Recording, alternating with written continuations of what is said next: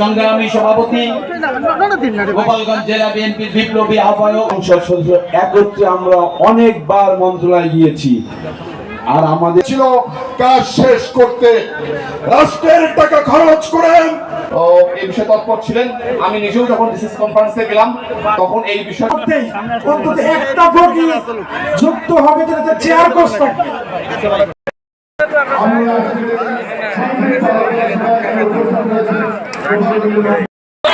সর্বোচ্চ সময়